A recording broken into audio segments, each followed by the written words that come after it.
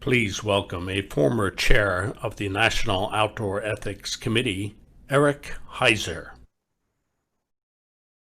Well, it is my great privilege and honor to welcome everybody to the first Friday night of the 2020 National Outdoor Ethics Virtual Conference.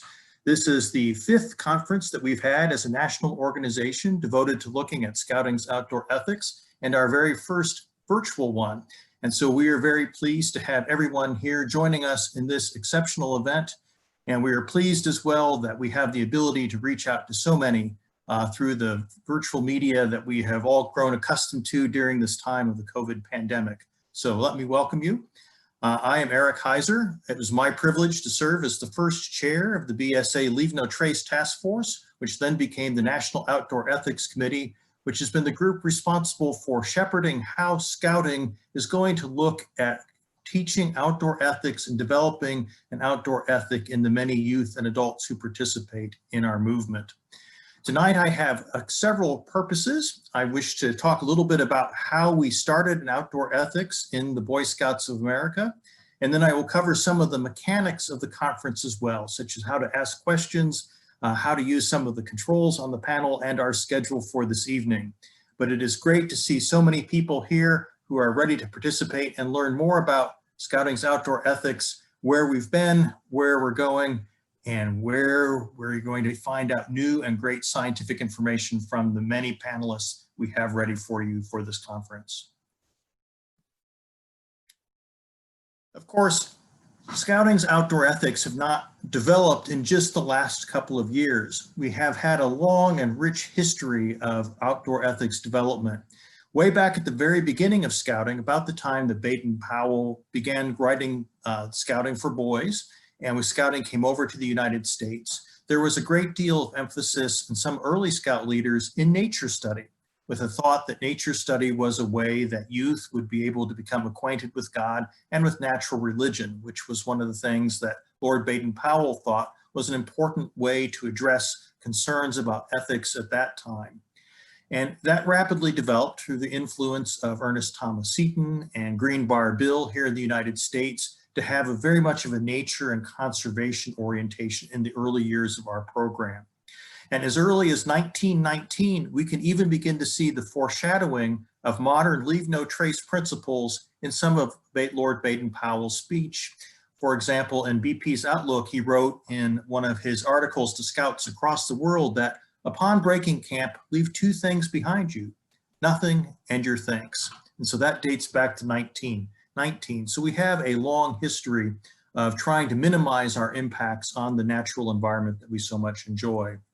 About 30 years later, the United States and the Boy Scouts of America adopted an outdoor code in 1948. And we heard that nicely recited for us in the opening video. As an American, I will do my best to be clean in my outdoor manners, careful with fire, considerate in the outdoors, and conservation minded. And these principles have helped to guide scouting in the following 70 some odd years as we've built ourselves into a great movement across the United States. What else happened in these times? So after 1948, there was another about 30-year period. And during this time, scouting underwent a number of changes. We developed some minimum impact camping, and under the influence of the Wilderness Act that we saw highlighted in the National Park Service video, we developed the wilderness policy. And in 1998, we decided to take those elements of our program, and we had our first mention of the 7 principles of leave no trace in that 1998 handbook. And then just a few short years later, in 2005, scouting became a provider of leave no trace training, and we established the BSA Leave No Trace Task Force with a real charge from Dave Bates, who was then our Director of Camping and Conservation, to try to see if we could bring a leave no trace ethic and all that it meant to supplement that historic scouting emphasis on conservation and service. And so this began, I think, a really vibrant period in the growth of the outdoor ethics movement in scouting.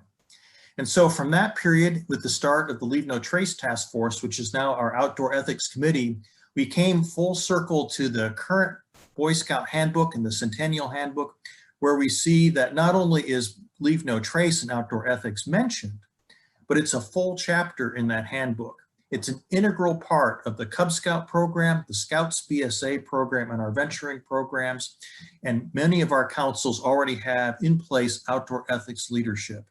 And how thoroughly this has grown in our movement can be seen in the fact that nearly 600 individuals have registered to attend at least part of this National Outdoor Ethics Conference. If you think about the growth of this movement and the work that so many of you in the audience tonight have done to really bring this program to so many youth, it is a phenomenal change for a movement the size of the Boy Scouts of America to have adopted this program and to find a home. And you may say, well, why has outdoor ethics found such a good home in the Scouts? And I think that the answer for that is it reflects our fundamental focus. So our focus flows, of course, from the Scout Oath and Scout Law. And in outdoor ethics, we take the oath and the law and we apply that prism to how we interact with the environment around us. And that's been crystallized for us in the Outdoor Code. And if we look at the 4 parts of the Outdoor Code, we find that they are as relevant today as they were in 1948, and perhaps even more relevant as we look at the changes to the environment going on around us, with the challenges of climate change and the fires and other things that have been happening in the environment that we depend upon and love for purposes of hiking and camping and recreating.